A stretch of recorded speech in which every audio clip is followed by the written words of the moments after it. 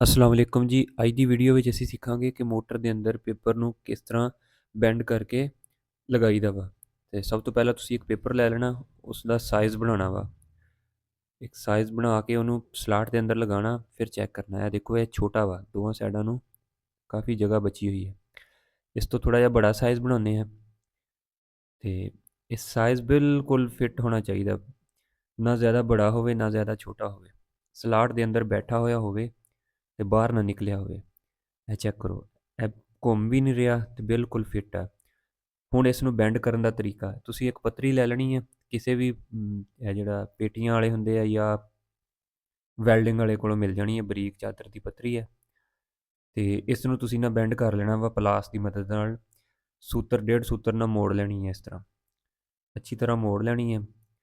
ਤੇ ਤਾਂ ਕਿ ਪੇਪਰ ਨੂੰ ਨਾ ਹਰ ਵਾਰੀ ਕਿਸੇ ਨਵੀਂ ਚੀਜ਼ ਨਾਲ ਨਾ ਬੈਂਡ ਕਰਨਾ ਪਵੇ। ਇਹ ਤੁਹਾਡੀ ਇੱਕ ਪੱਤਰੀ ਤਿਆਰ ਹੋ ਜਾਏਗੀ ਤੇ ਇਸ ਦੇ ਵਿੱਚ ਪੇਪਰ ਰੱਖ ਕੇ ਆਰਾਮ ਨਾਲ ਬੈਂਡ ਹੋ ਜਾਏਗਾ। ਇਹ ਦੇਖੋ, ਇਹਨੂੰ ਤੋਂ ਪਲਾਸ ਨਾਲ ਹਲਕੀ ਹਲਕੀ ਚੋਟ ਲਗਾਵਾਂਗੇ, ਇਹ ਥੱਲੇ ਬੈਠ ਜਾਏਗੀ। ਫੁੱਲ ਬੰਦ ਨਾ ਕਰਿਓ ਤਾਂ ਕਿ ਪੇਪਰ ਥੱਲੋਂ ਦੀ ਗੁਜ਼ਰਦਾ ਰਹੇ ਬਸ।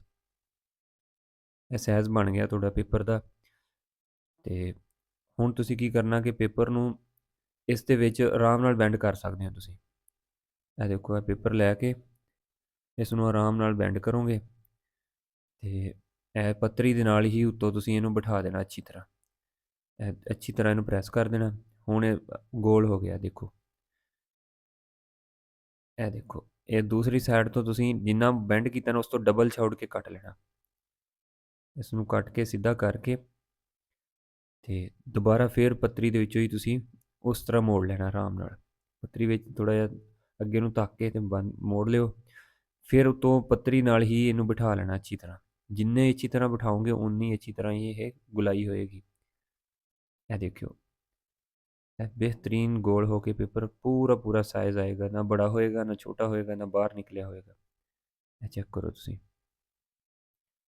ਫਿਰ ਇਸ ਪੇਪਰ ਤੋਂ ਹੀ ਤੁਸੀਂ ਦੂਸਰੇ ਪੇਪਰ ਬਣਾਉਣੇ ਆ, ਜਿਹੜੇ ਯਾਨੀ ਕਿ ਦੂਸਰੇ ਪੇਪਰ ਆ। ਇਹ ਸਾਈਜ਼ ਇੱਕ ਤਿਆਰ ਹੋ ਜਾਏਗਾ ਤੇ ਜਿਹੜਾ ਤੁਹਾਡਾ ਦੂਸਰਾ ਪੇਪਰ ਬਣਾਉਣੇ ਆ ਤੁਸੀਂ, ਉਹ ਇਸੇ ਦੇ ਨਾਲ ਹੀ ਤੁਸੀਂ ਉੱਪਰ ਰੱਖ ਕੇ ਲਾਈਨਾਂ ਲਗਾ ਲੈਣੀਆਂ। ਪਹਿਲੇ ਲੰਬਾਈ ਦੇ ਵਿੱਚ ਕੱਟ ਲੈਣੀ ਹੈ। ਲੰਬਾਈ ਦੇ ਵਿੱਚ ਇੱਕ ਲੰਬੀ ਲਾਈਨ ਲਗਾ ਲੈਣੀ ਹੈ। ਪਹਿਲੇ ਸਾਈਜ਼ ਬਣਾ ਲਓ ਇਸ ਤਰ੍ਹਾਂ ਮਾਰਕਰ ਨਾਲ ਲਾਈਨਾਂ ਲਗਾ ਕੇ, ਤੇ ਲੰਬੀ ਲਾਈਨ ਲਗਾ ਲੈਣੀ ਪਹਿਲੇ। ਫਿਰ ਤੁਸੀਂ ਛੋਟੇ ਪੇਪਰ ਦੀ ਛੋਟੇ ਰੋਕਣਾ ਚੌੜਾਈ ਦੇ ਵਿੱਚ, ਫਿਰ ਨਿਸ਼ਾਨ ਲਗਾਉਣੇ। ਕਿਸੇ ਸਕੇਲ ਦੀ ਮਦਦ ਨਾਲ ਤੁਸੀਂ ਇਹਨੂੰ ਇਸ ਲਾਈਨ ਨੂੰ ਸਿੱਧਾ ਲਗਾ ਲੈਣਾ। ਇਹ ਦੇਖੋ, ਇਸ ਤੋਂ ਬਾਅਦ ਫਿਰ ਤੁਸੀਂ ਜਿਹੜੇ ਚੌੜਾਈ ਹੈ ਪੇਪਰ ਦੀ, ਉਹ ਚੌੜਾਈ ਦੇ ਹਿਸਾਬ ਨਾਲ ਜਿੰਨੇ ਤੁਸੀਂ ਪੇਪਰ ਕੱਟਣੇ ਆ, ਅਗਰ 32 ਹੈ 36 ਹੈ ਜਾਂ 24 ਹੈ, ਜਿਤਨੇ ਵੀ ਪੇਪਰ ਕੱਟਣੇ ਆ ਫਿਰ ਉਤਨੇ ਹੀ ਇਸ ਹਿਸਾਬ ਨਾਲ ਪੇਪਰ ਦੇ ਨਿਸ਼ਾਨ ਲਗਾ ਕੇ ਤੁਸੀਂ ਕੱਟ ਲੈਣਾ। ਇਹ ਇੱਕ ਆਸਾਨ ਤਰੀਕਾ ਪੇਪਰ ਨੂੰ ਬੈਂਡ ਕਰਨ ਦਾ। ਤੇ ਇਹ ਟੂਲ ਤੁਸੀਂ ਖੁਦ ਹੀ ਬਣਾ ਸਕਦੇ ਹੋ ਪੱਤਰੀ।